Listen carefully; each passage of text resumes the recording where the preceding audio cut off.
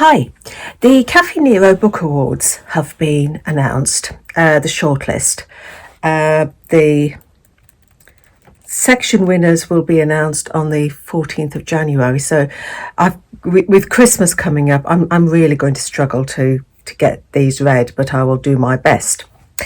So they have categories. They have children's fiction, debut fiction, fiction, and non-fiction. And there's 4 books in each category. That's their shortlist. I'm going to concentrate on the fiction and the debut. I might get a chance to have a look at the children's fiction, but I doubt if I'm even going to get through the others. But what I will do come January, when the section winners are announced, so one from children's, one from the 4 section winners announced, I will try and read those ready for the winner, which is announced, just bear with me, the winner will be announced on the 5th of March. So it's a very short, quick turnaround this, but especially with Christmas coming up, when everybody's extra busy. Anyway, for the fiction, 4 books I haven't come across at all. The first one is Levitation for Beginners by Susanna Dunn. I guess I've not read any of these or even heard of them. 1972, Deborah is 10. Life is but a Scotch angel delight. I remember that. Clunk, click and crackerjack. But new girl Sarah Jane starts at school, full of gossip and thrilling stories about levitation. The other girls are dazzled, but Deborah is wary. Then she's invited to her house, where she encounters Sarah Jane's big sister's fiancé, Max, which is when she senses that all is not quite what it seems. So that is that one. The second one is The Hypocrite by Jo Hamia, I think. What happens when we stop idolizing the generations above us? Stop idolizing our own parents? What happens when we become frightened of the generations below? Frightened of our own children? From the author of 3 Rooms, this is a novel about a father and a daughter, about generational divides and whether one should bite one's tongue out of love. The third one, this is the one that sounds intriguing to me. This is the one I'm going to try and get hold of very quickly from the library. No, I can't get it from the library. I've already tried. I'm going to have to hunt around for this one.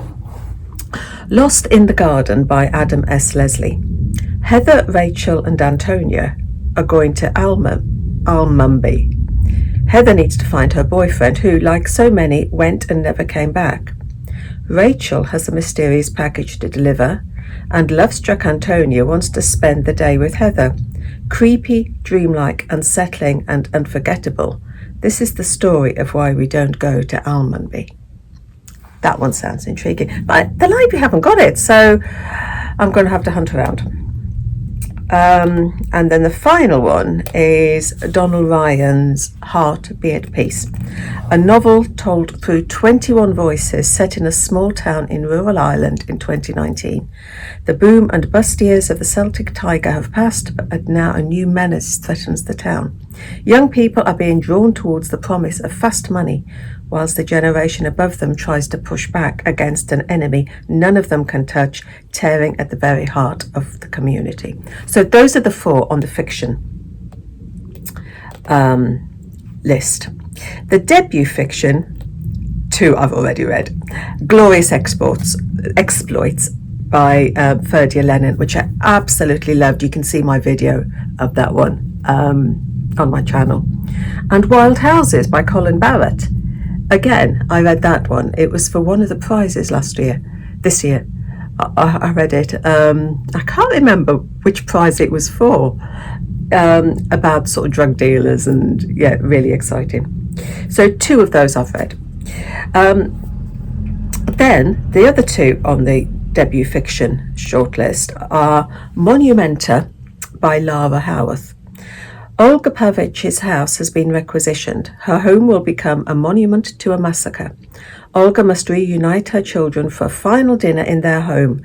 Within an atmosphere of political surreality, Howarth spins a tender, magical story of familiar love and loss. Monumenta compellingly and playfully explores remembrance and how tragedy can be the catalyst for remarkable transformation. And then the final one on the debut fiction shortlist is No Small Thing by Orlane MacDonald.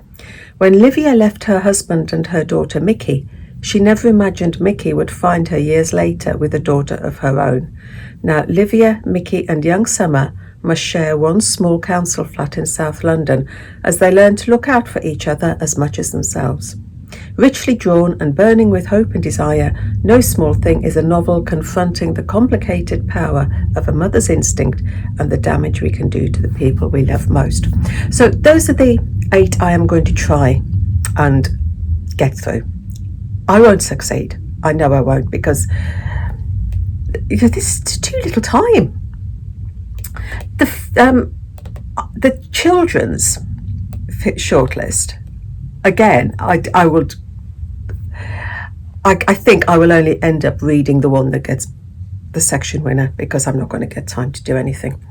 But one of them is Patrick Ness, Chronicles of a Lizard Nobody. And it is when Zeke and his friends become hall monitors, they have no idea what they're in for, especially when Pelicanassus, a school bully and a wannabe supervillain, develops a grudge that gets wildly out of hand. Can they save their school, and maybe the world, from being destroyed by a megalomaniac pelican? Yes, that's good. It's for ages 8+, that one. Then you've got How to Survive a Horror Movie by Scarlett Dunmore. Horror enthusiast Charlie is determined to keep a low profile at her new school until someone starts killing off her senior class, and ghosts of her former classmates are adamant that she must solve their murders. Fast-paced, tongue-in-cheek young adult novel about 2 friends trying to survive senior year, literally, and that one is for 11+. Then Bird Boy by Catherine Bruton.